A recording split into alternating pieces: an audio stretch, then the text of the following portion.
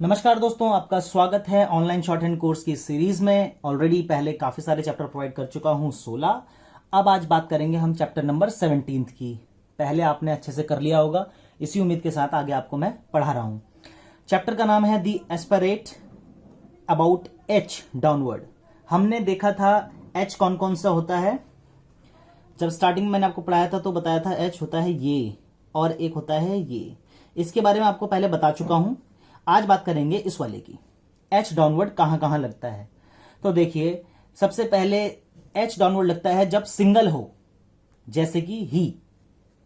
तो ही है तो एच बनाया थ्रू द लाइन ई का, ठीक है। हाय, ठीक है, इस तरीके से हे, ये हो गया सिंगल जब स्ट्रोक होगा। तो अगर के और गे के बाद आता है, आई मीन इसके पहले आता है, के और गे के पहले अगर एच आता है तो एच हमेशा डाउनवर्ड बनेगा। इसको अच्छे से याद कर लीजिएगा, ठीक है। जैसे हमने बोला हुक, तो के और गे से पहले, के से पहले आ रहा है एच, इसलिए हमने डाउनवर्ड एच लगाया और ये हो गया के, हुक, ठीक है। ऐसी हग, एच और जी, हग। हॉक, एच और के, ये हो गया हॉक, ठीक है दोस्तों। कोई दिक्कत? कोई दिक्कत नहीं। अब हमने पढ़ा तो हुआ है, ये भी मैंने आपको पहले पढ़ाया हुआ है। नई चीज क्या हम देखेंगे, ये नई चीज है इन डेरिवेटिव वर्ड्स। डेरिवेटिव वर्ड्स मतलब आपको पता ही होगा, नहीं पता तो बता देता हूं। एक वर्ड से जब दूसरा वर्ड बनता है तो उसको बोलते हैं डेरिवेटिव, उसको डेरिवेटिव वर्ड कहा जाता है, ठीक है। जैसे हमने देखा हाई, अब हमें पता है सिंगल स्ट्रोक है हाई, तो एच डाउनवर्ड बनेगा। इसी से बना हाईवे, तो हमने क्या बनाया, हाई वे, ठीक है। हाईली, हाईली, ये हो गया हमारा हाईली, ठीक है। हायर, अब हाई से ही बन रहे हैं ना सारे के सारे, ये हायर, ठीक है। आई का बॉल लगा दिया, कोई दिक्कत? बहुत, यहां तो कुछ भी नहीं है, बस एक खाली इतना सा एक कॉन्सेप्ट आपको बताना है कि इन डेरिवेटिव वर्ड्स में ये ऑलवेज डाउनवर्ड लगता है, तो ये आपको अब ध्यान देना होगा, ओके।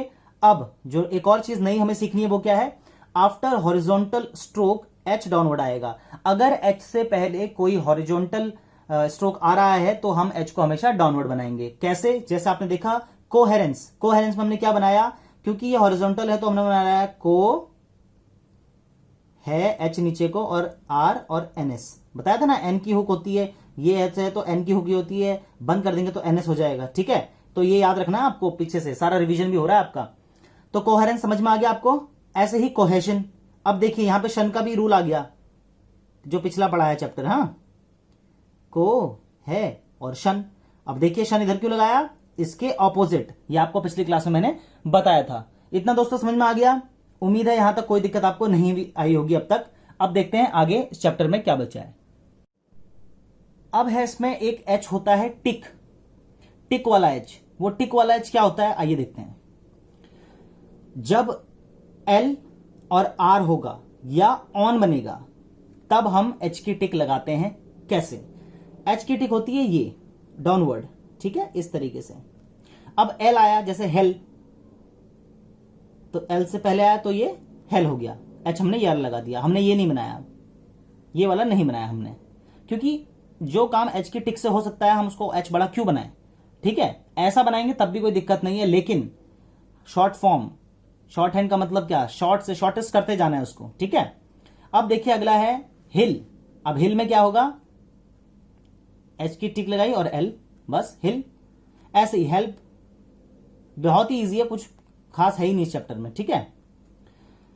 हर, एच की टिक लगाई और आर, दो ही केस में होता है, मैंने आपको बताया ना एल और आर के केस में कैसे लगता है। देखिए हियर, हार्म, टफ है ही नहीं है, कुछ भी ज्यादा खास है नहीं इसमें, बहुत इजी हो रहा होगा, कोई दिक्कत नहीं होगी। होम, ऑन, जैसे मैंने बताया ऐसे ही एम के केस में ऑन ऐसे बनता है, ठीक है। ये हो गया मेरा होम। होम, एच की टिक लगाई, एम, होम, बहुत ही इजी है।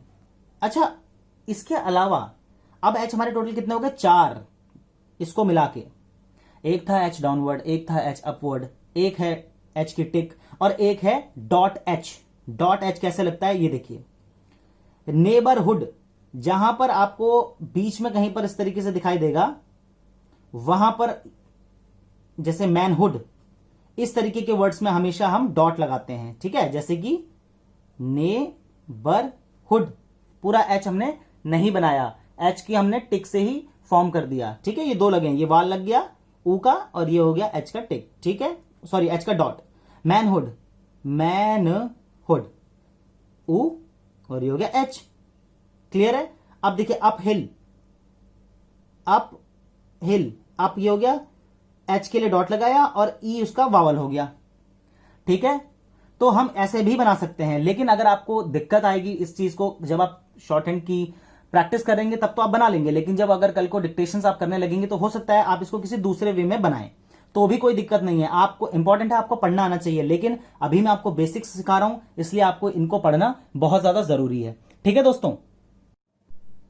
तो दोस्तों इस चैप्टर में आप बचे हैं सिर्फ फ्रेजेस, जो कि मैंने 2-4 ही आपको लिख के दिखाए हैं, हालांकि फ्रेजेस ज्यादा हैं इसमें। आपको मैंने हमेशा से बोला है कि प्रैक्टिस आपको सभी की करनी है। चैप्टर यहां पर समाप्त हो रहा है, ज्यादा कुछ है नहीं। ये देखिए डियर सर इस तरीके से बनेगा, डियर और ये हो गया sir. Yours truly, yours truly, आपको ये बहुत ज्यादा काम आने वाले हैं फ्रेजेस, ये ध्यान रखिए, ये एग्जाम में बार बार आपको डिक्टेशन में मिलेगा। All circumstances, I will tell you, I का टेक, ये हो गया आई विल के लिए हमने एल लगाया, पहले पढ़ा चुका हूं, ये हो गया टेल, ये हो गया यू। तो बहुत इजी है, कोई दिक्कत वाली इतनी बात नहीं है, आप इतना प्रेशर लेके नहीं पढ़ना है आपने। जहां आपको समझ में नहीं आ रहा वीडियो को बार बार देखिए, कमेंट सेक्शन में मुझे बताइएगा क्या दिक्कत आ रही है, ठीक है दोस्तों। चैप्टर यहीं पर समाप्त हो रहा है, कितना छोटा सा चैप्टर था। ऐसे ही आपको मैं बहुत ज्यादा कॉन्साइज करके पढ़ा रहा हूं, लेकिन कॉन्साइज का मतलब ये नहीं कि मैं कोई चीज छोड़ रहा हूं या कोई पॉइंट छोड़ रहा हूं।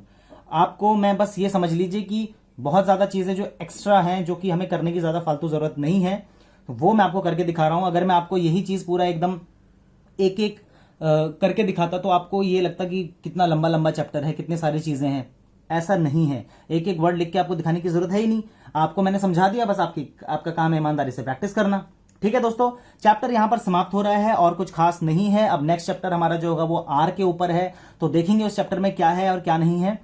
तो इसके साथ ही अभी आपसे विदा ले रहा हूं मैं। इसको प्रैक्टिस करना है आपको, हर इसकी एक्सरसाइज को, एक एक एक्सरसाइज को अच्छे से प्रैक्टिस करना है। मैं आपको कह रहा हूं अगर आपने ये बुक की अच्छे से प्रैक्टिस कर ली, जो जो आपको बता रहा हूं एक्सरसाइजेज, एग्जाम में दिक्कत नहीं आएगी। इसके बाद हम डिक्टेशन शुरू करेंगे, आपके लिए वहां पर भी बहुत कुछ मैं प्रोवाइड कर रहा हूं, तो आप बस करते जाइए जो ऐसा बता रहा हूं। आपसे मुलाकात करूंगा अगली क्लास में अगले चैप्टर के साथ, तब तक के लिए बाय बाय, टेक केयर।